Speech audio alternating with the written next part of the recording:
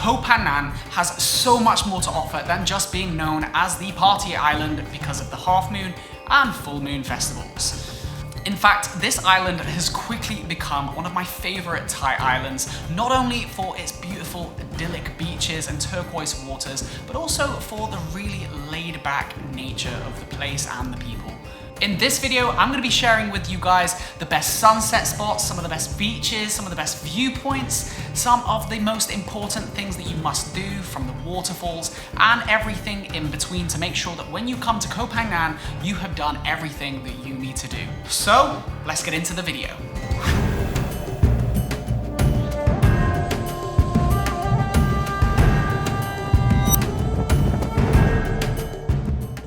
Now, number one on the list of the top things that you need to do in Phangan is, first of all, hire a scooter.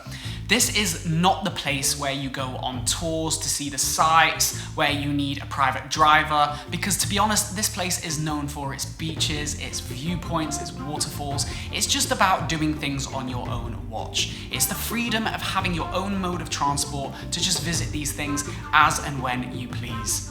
There are also a few taxis on the island, and actually it's a lot more expensive than other places in Thailand. They charge you per person in the taxi rather than per route, so bear that in mind. Now, we were staying at the Varavana Resort Hotel, and fortunately these guys actually had their own scooters on site. They were brand new, they were fantastic. It was about 350 baht a day, and we had a blast just hiring them from reception and handing them back at the end of the day. I would advise also having an international driving permit. If you're British, you can pick them up from most post offices. It will cost you £5.50, and this saves you, if you do get pulled over, from getting a bit of a hefty fine. I absolutely loved having the scooter. I just loved the freedom. I loved the fact that, having come from busy cities like Bangkok, doing Hua Hin, and then, going from Koh Samui on tours, just being free in Phangan to just, venture off on my own watch, drive down on your scooter, and it's just an amazing, amazing experience. And it is definitely something that you've got to do when you come to Koh Phangan.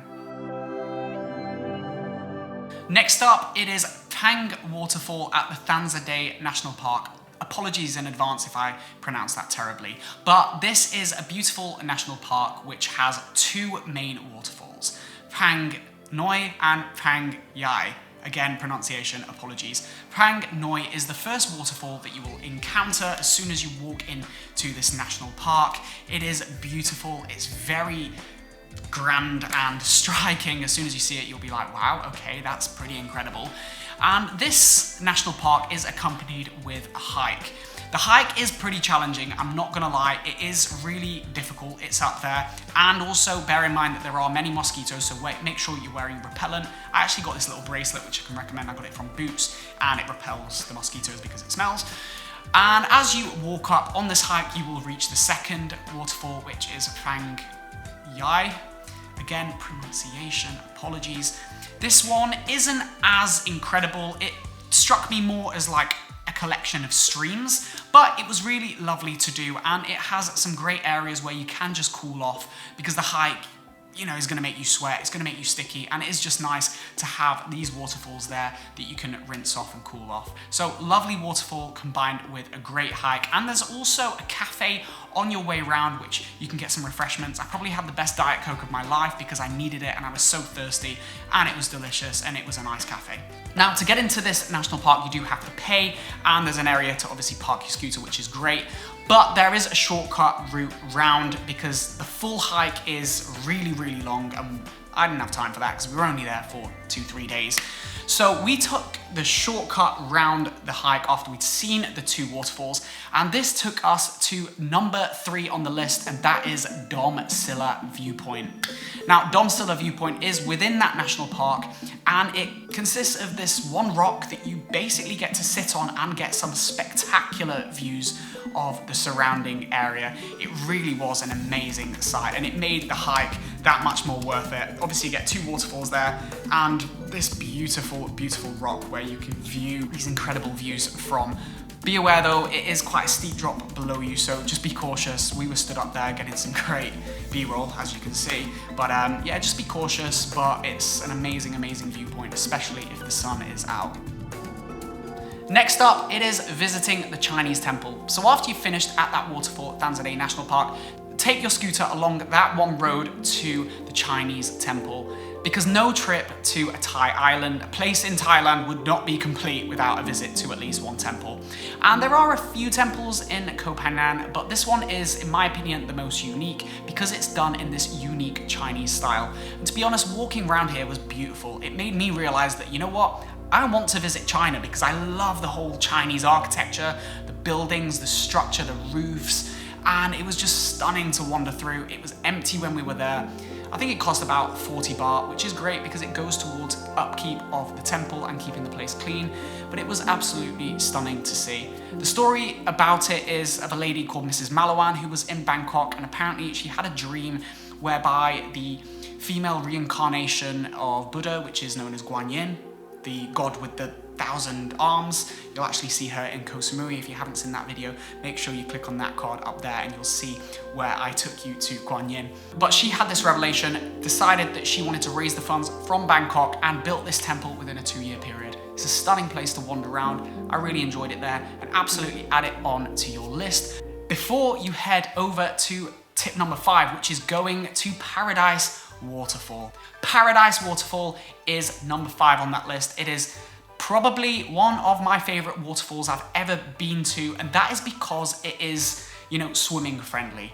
I always love to go to a waterfall, see the beauty of the waterfall, which, to be honest, in Paradise Waterfall's case, isn't the most stunning and spectacular and big. It's more like a pretty stream, but it leads into this lovely area which you can go for a swim. There's rubber dinghies there. There's a rope where the more adventurous people might go for a swing on. I didn't because, health insurance, and I wanted to be cautious.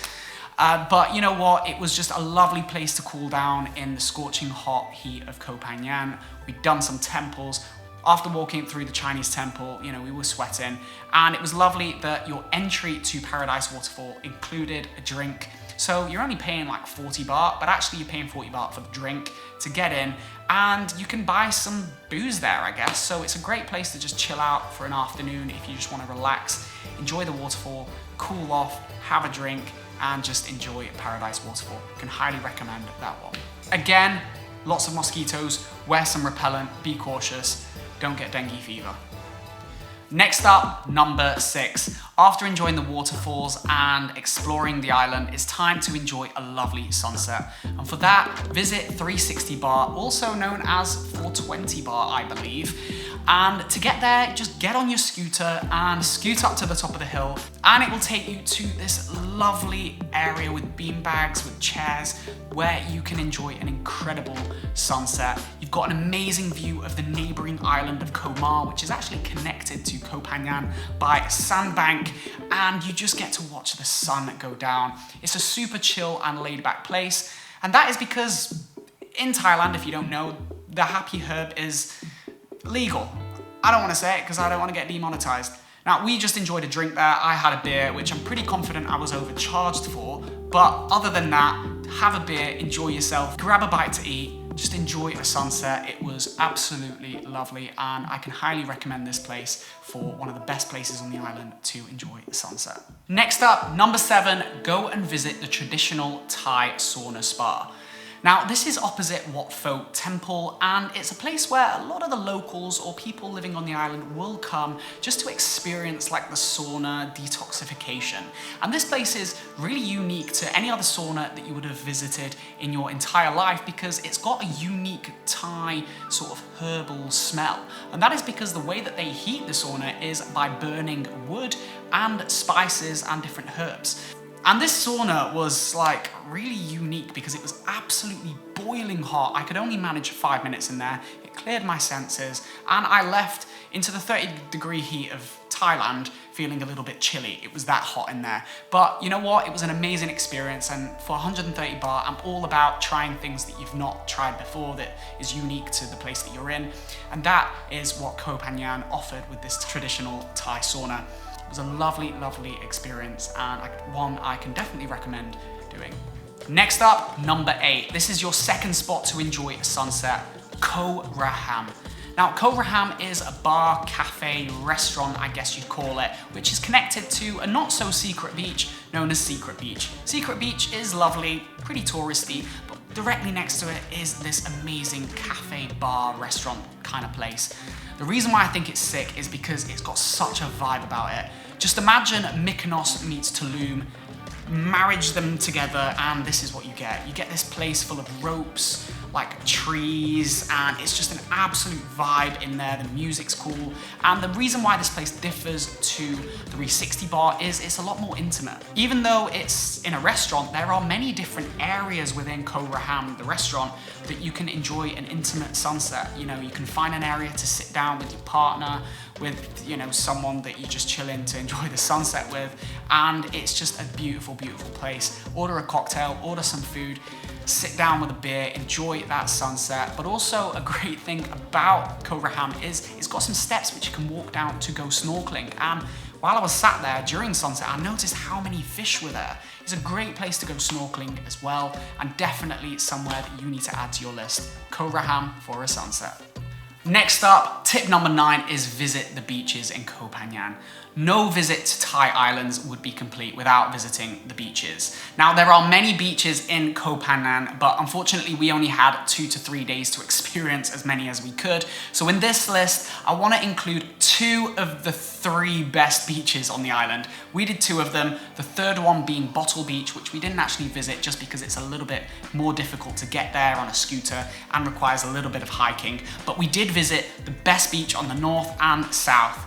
I want to start with Hard Rin Beach. This is the famous beach which hosts the full moon party, and I absolutely loved it here. I personally think it's the best beach that we went to. It's very, very clean.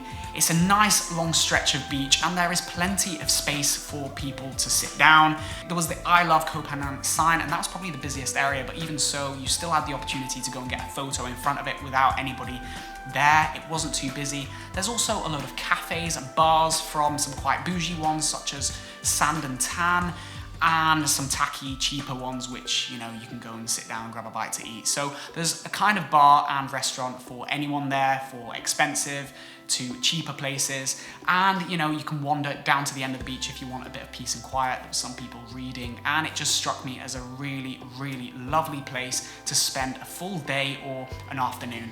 And I would highly recommend adding this one to your list.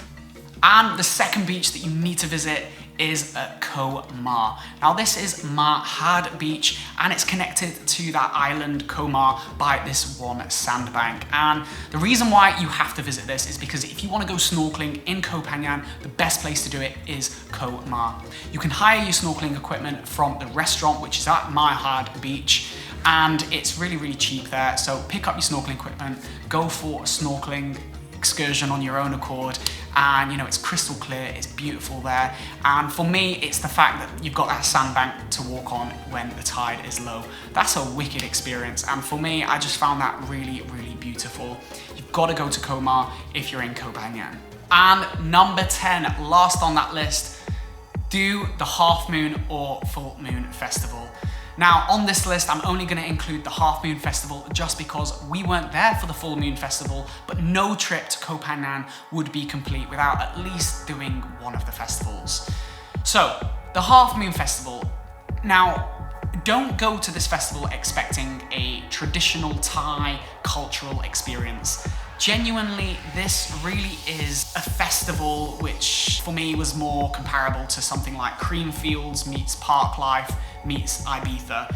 It is a place where you've got lots of tourists, lots of youngsters, and some local Thai youngsters as well that go to just dance, get really drunk, and just stay up until sunrise.